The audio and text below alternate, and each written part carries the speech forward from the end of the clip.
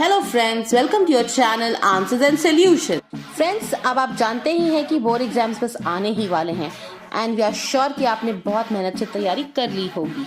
जैसे कि आप लोग जानते हैं कि टर्म 1 का पेपर ऑब्जेक्टिव रहने वाला है, मतलब MCQs होंगे। तो आज हम इस वीडियो के थ्रू कुछ आंसर्स डिस्कस करेंगे जो आपको इंग्लिश सब्जेक्ट के अंदर क्लास 12 में हेल्प करेंगे। तो आइए डिस्कस करते हैं इंग्लिश सब्जेक्ट क्लास 12 के MCQs।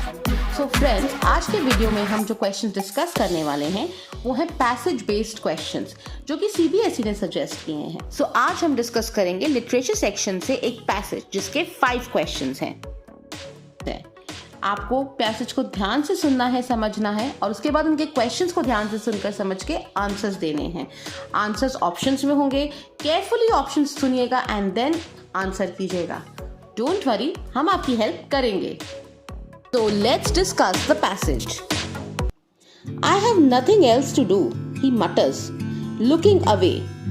Go to the school, I say glibly, realizing immediately how hollow the advice must sound. There is no school in my neighborhood. When they build one, I will go. If I start a school, will you come? I ask, half joking. Yes, he says, smiling broadly. A few days later, I see him running up to me. Is your school ready? It takes longer to build a school, I say, embarrassed at having made a promise that was not meant. But promises like mine abound in every corner of his bleak world. Friends, जैसे कि आप लोग पहचान गए होंगे कि ये passage lost spring से लिया गया है और इसमें साहिब और अनीस जंग की कॉन्वर्जेशन दिखाई है। ही साहिब के लिए यूज किया गया है इस पैसेज में एंड आई है अनीस जंग। अनीस जंग साहिब से पूछती है कि तुम क्या करते हो, जिसके जवाब में साहिब कहता है मेरे पास कुछ करने को नहीं है इसलिए मैं रैक पिकिंग करता हूँ।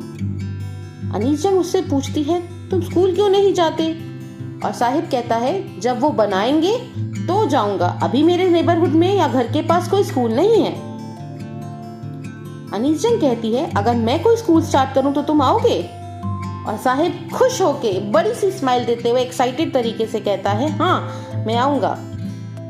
कुछ दिन बाद जब अनीस जंग उससे मिलती है, साहिब एक्साइटेड होके उससे पूछता है क्या आपका स्कूल रेडी है, और अनीस जंग एम्बैरेस्ड होके बोलती है बहुत टाइम लगता है स्कूल बनाने में, और उसे अपने झूठे प्रॉमिस पे शर्म आती है और उसे लगता है कि साहिब की दुनिया में ऐसे झूठे प्रॉमिसेस भरे पड़े हैं क्योंकि गवर्नमेंट ऑफिशियल्स और दूसरे ब्यूरोक्रेट्स इकोनॉमिकली वीकर सेक्शन से ऐसे प्रॉमिसेस करते रहते हैं जो कभी फुलफिल नहीं होते।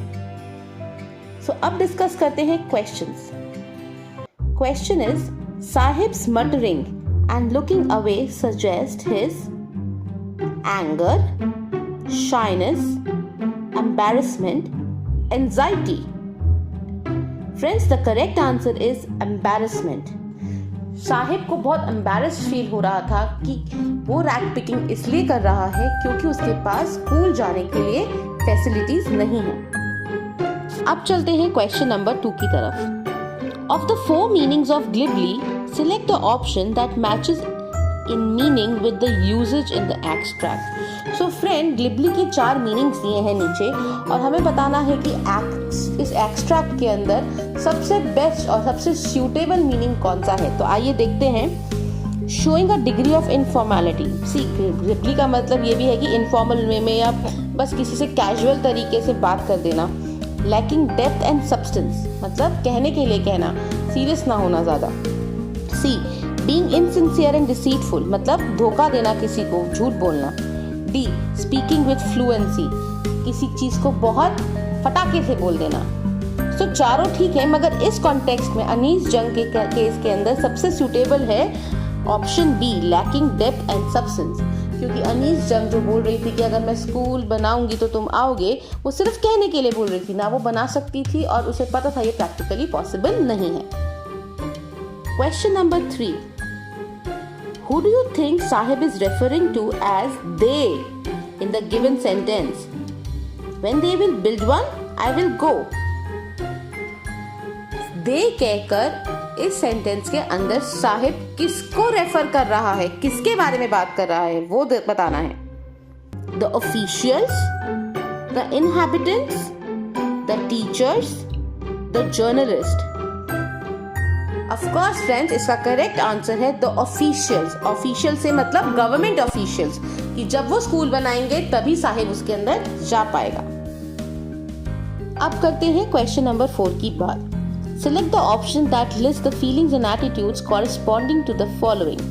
फ्रेंड्स, नीचे 2 फ्रेजेस दिए गए हैं जो कि फीलिंग्स बताते हैं. First, I ask half joking.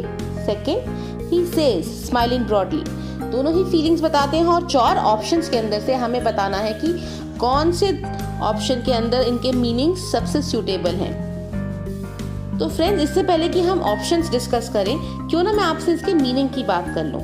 Half joking का मतलब है आधा ह्यूमर और आधी सच्चाई, थोड़ा सा जोक करना, थोड़ा सच बोलना, थोड़ा जोक करना. He says smiling broadly. इस केस के अंदर जो साहिब की स्माइल है वो उसका कॉन्फिडेंस और बिलीफ दिखा रही थी. तो आइए अब देखते हैं ऑप्शंस की तरफ. Option A, part arrogance, part seriousness and hesitation. Option B, part amusement, part irritation and submissiveness. Option C, part concern, part hurt and pride. Option D, part humor, part earnestness and self-belief. तो जैसे कि हमने discuss किया था इसका meaning, option D उसके हिसाब से सबसे सूटेबल है, क्योंकि अनीस जंग ने हाफ जोकिंग मतलब हाफ ह्यूमर और हाफ अर्नेस्टनेस से उसकी बात की थी. हाफ जोकिंग इसलिए क्योंकि उसे पता था कि स्कूल बनाना तो एकदम उसके बस की बात नहीं है, और हाफ अर्नेस्टनेस इसलिए क्योंकि उसकी इंटेंशन स्कूल बनाने की ज़रूर थी. इवन दो वो अपने अंदर से इच्छा रखती थी स्कूल बनाने की, पर वो प्रैक्टिकली पॉसिबल था नहीं, इसीलिए वो जोक कर रही थी. और साहिब का सेल्फ बिलीफ इसके अंदर बड़ा ही क्लियर है. वो जानता था कि अगर स्कूल बन गया तो उसमें ज़रूर जाएगा, और उसे कहीं ना कहीं उम्मीद और बिलीफ था कि शायद अनीस जंग उसके लिए स्कूल बना देगी. फ्रेंड्स, अब चलते हैं लास्ट क्वेश्चन की तरफ. Select the option that lists reasons why sahibs world has been called bleak. Sahib के वर्ल्ड को यहाँ ब्लीक या कलरलेस, बेरंग कहा गया है.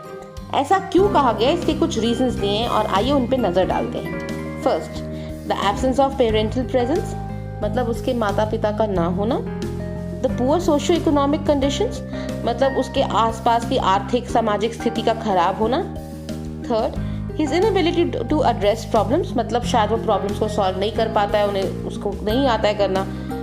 Fourth, his lack of life skills, मतलब उसके पास लाइफ स्किल्स नहीं है, वो अपनी लाइफ को हैंडल नहीं कर पाता है. Fifth, the denied opportunities of schooling, मतलब स्कूलिंग को उसके लिए मुश्किल कर दिया है, उसको कोई अपॉर्चुनिटी नहीं दी गई है स्कूलिंग की. तो इन 5 रीजन से क्लियरली समझ आता है कि लाइफ स्किल्स और इनएबिलिटी टू एड्रेस प्रॉब्लम्स तो नहीं होगा आंसर, क्योंकि वो अपने लिए बहुत मेहनत कर रहा है, रैक पिकिंग के जरिए कुछ ना कुछ कर रहा है, अपनी लाइफ से प्रॉब्लम्स भी सॉल्व करने की कोशिश कर रहा है.